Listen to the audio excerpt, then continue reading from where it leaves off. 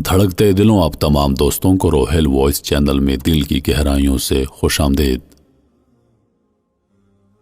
کوہ ارارات کی برف پوش چوٹیوں سے یہ دریا نکلتا ہے۔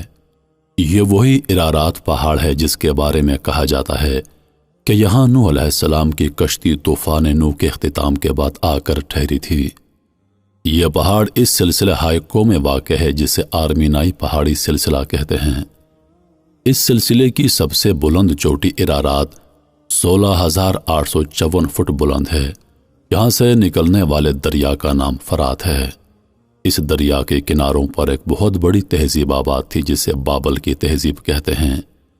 اس کے ایک طاقتور بادشاہ بخت نصر نے یروشلم شہر کی اینٹ سے اینٹ بجا دی تھی، یہودیوں کا قتل عام کیا اور جو کوئی ہنرمند تھا اسے غلام بنا کر اسی فرات کے کنارے لا کر آباد کر دیا۔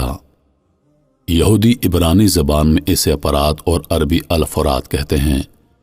یہ دریا ترکی سے گزرتا ہوا عرفہ کے شہر کے پاس شام کے علاقے میں داخل ہوتا ہے۔ عرفہ وہی شہر ہے جہاں سیدنا ابراہیم علیہ السلام کو نمرود نے آگ میں ڈالا تھا اور اللہ کے حکم سے آگ سرد ہو گئی۔ آج بھی بلند پہاڑی پر وہ ستون ہیں جن سے باندھ کر ابراہیم علیہ السلام کو منجنیق نما بڑی غلیل سے نیچے جلائی گئی بلندیوں کو چھوتی ہوئی آگ میں اچھالا گیا تھا۔ آج اس آگ والی جگہ ایک خوبصورت تالاب ہے جس میں رنگ برنگی مچھلیاں تیر رہی ہیں۔ جرابلس کے شہر کے پاس سے گزرتا ہوا یہ دریا اس بڑے صحرا نما میدان میں داخل ہوتا ہے جہاں آماک اور دابق کے مقامات ہیں۔ یہ وہی مقامات اور صحرا ہے جہاں رسول اکرم صلی اللہ علیہ وآلہ وسلم نے اس بڑی جنگ کی پیشن گوئی کی ہے جس میں اہل روم یعنی یورپ 80 جھنڈوں تلے اکٹھا ہوں گے اور ہر جھنڈے تلے 12,000 سپاہی ہوں گے، یعنی 9,80,000 سپاہی۔ اتنی بڑی تعداد بیک وقت ایک محاذ پر کسی جنگ میں آج تک استعمال نہیں ہوئی۔ عراق میں یہ دریائے الانبار کے علاقے سے داخل ہوتا ہے۔ اس علاقے کے بارے میں شیعہ عقیدہ یہ ہے کہ یہاں وہ غار سرمن رائے واقع ہے جہاں امام حسن عسکری کے بیٹے روپوش ہو گئے، یعنی غار میں چھپ گئے۔ انہیں عمر خضر عطا کی گئی ہے اور وہ آخری زمانے میں ظہور کریں گے۔ اسی دریا کے کنارے کربلا کا میدان ہے جہاں نواسہ رسول سیدنا امام حسین کی المناک شہادت ہوئی۔ کرب و جوار میں حضرت علی رضی اللہ عنہ کا نجف ہے۔ یہ دریا اپنے ہمراہ ذرا فاصلے پر بہنے والے دریائے دجلہ کے ساتھ ساتھ بہتا ہوا آپس میں مل کر شط العرب کے مقام پر خلیج فارس میں ڈوب جاتا ہے۔ سیدنا ابراہیم علیہ السلام سے لے کر آج تک یہ دریا لاتعداد اہم واقعات کا شاہد ہے۔ انہی دونوں دریاؤں کے درمیان دنیا کی قدیم ترین تہذیب میسوپوٹیمیا آباد تھی جو 3000 قبل از مسیح سے بھی پرانی ہے۔ اسی دریا کے کنارے کنارے ابراہیم علیہ السلام نے اپنا سفر شروع کیا۔ مکہ کی وادی میں خانہ کعبہ کو اس کی بنیادوں پر استوار کیا۔ سیدہ ہاجرہ اور اسماعیل علیہ السلام کو اس مقدس سرزمین پر چھوڑا اور خود یروشلم چلے گئے جہاں آج بھی الخلیل میں ان کا مزار ہے۔ اس پورے سفر کے ہر شہر اور ہر علاقے کو یہودی مقدس مانتے ہیں اور اسے واپس حاصل کر کے آخری زمانے میں قائم ہونے والی عالمی یہودی سلطنت میں شامل کرنا چاہتے ہیں۔ اسی فرات اور دجلہ کے درمیان واقع ڈیلٹا میں قادسیہ کی جنگ ہوئی تھی جہاں اپنے زمانے کی عالمی قوت ایران سیدنا عمر بن خطاب رضی اللہ عنہ کے زمانے میں عرب کے بادشاہ نشین مفلوق الحال مسلمانوں کے ہاتھوں ذلت آمیز شکست کا شکار ہوئی تھی۔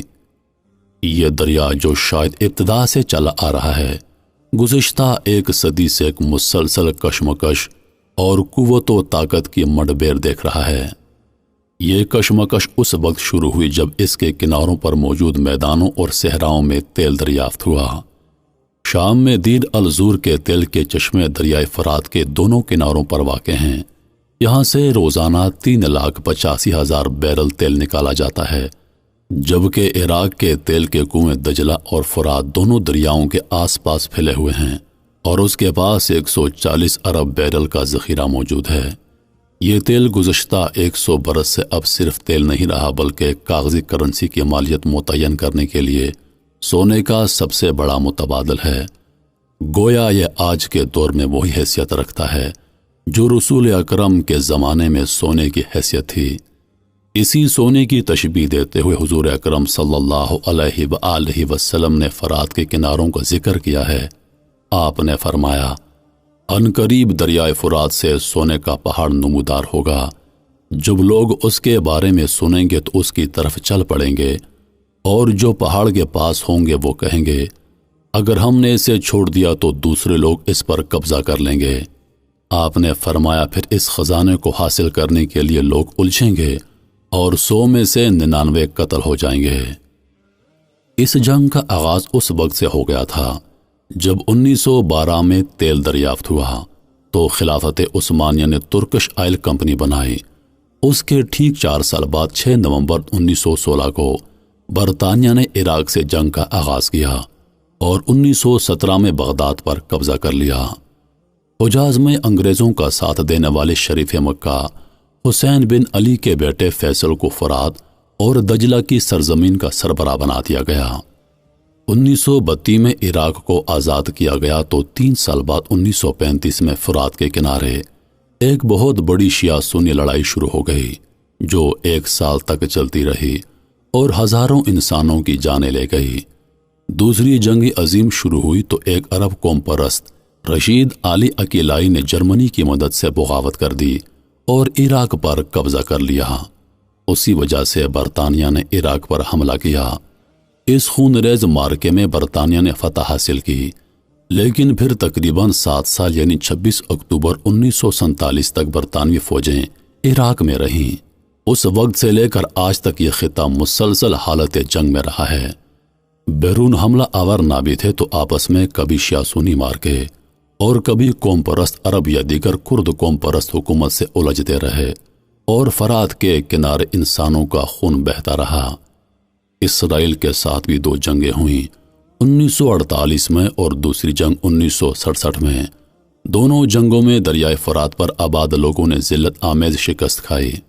1980 سے 1988 تک چلنے والی ایران عراق جنگ 10 لاکھ انسانوں کا نذرانہ لے گئی۔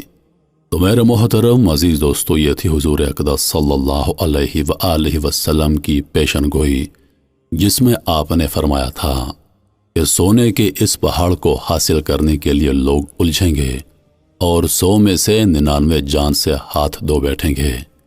یقیناً جو آپ کے سامنے بیان ہو چکا ہے یہ اسی پیشن گوئی کی طرف اشارہ ہے۔ انہی لفظوں کے ساتھ میں اجازت چاہوں گا، اس امید کے ساتھ کہ سانسوں نے وفا کی، تو اگلی بار ایک اور ویڈیو لے کر آپ کی خدمت میں حاضر ہوں گا۔ تب تک کے لیے خدا حافظ۔ اللہ پاک آپ سب کا حافظ و نگہبان۔ ہنستے رہیے اور ہمیشہ مسکراتے رہیے۔